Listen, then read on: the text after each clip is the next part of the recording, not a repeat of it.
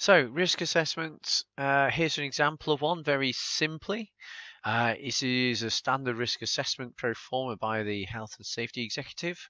And you'll see here what are the hazards. We have slips and trips, who may be harmed and how. So this is a very simple workplace risk assessment for company X, which would be for relatively low risk workplaces.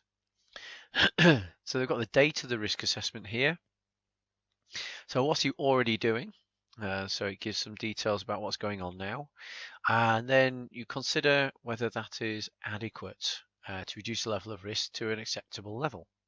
So here, two elements on this. First is you wouldn't do a risk assessment for everything that is a hazard in the workplace. You're only required to do a risk assessment for things that present a higher than average risk. What is higher than average? Basically more than you would be exposed to in your life outside of work. So if you're doing a risk assessment for manual handling, then you would do the risk assessment for manual handling so you wouldn't do it if you were going to just be handling objects the same as you would do outside of work as an average person.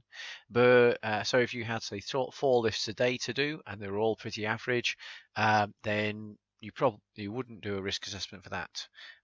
But if your risk assessment involved hundreds of lifts a day, then the action of lifting would present a higher than average risk from your work activities, and so you would carry out a risk assessment on that process. Again, this a good example, display screen equipment. If you watch TV or use your computer a little in your daily life, as an average person would do, then you wouldn't do a risk assessment for that. However, if you had employees that were using their computers for a period of uninterrupted periods of 4 hours or more every day, then year on year, then you would consider doing a risk assessment for that. So you look at what you're already doing, and you're not after reducing the risk to a level where there is no risk at all, because that is almost impossible. And so what you want to do is you want to reduce it as far as is reasonably practicable. And there comes a bit of a rub, actually, because that's where your opinion comes in. And so there are quite a lot of cases fought with the legislators about what is as far as reasonably practical, or as low to reduce the risk as low as reasonably practical. ALARP, you may see it used as an acronym.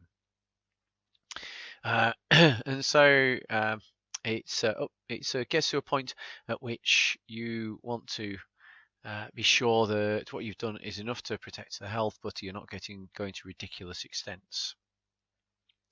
And so this is the bit where risk assessment tends to get a bit of bad press, as people aren't very familiar with aren't very clear on how to use it, and they don't have a feel for what is as low as reasonably practicable. So that's where you get these silly situations like bonkers conkers, where a school in England required all of its children to wear safety glasses if they were to play conkers, for the fear of conker shards getting into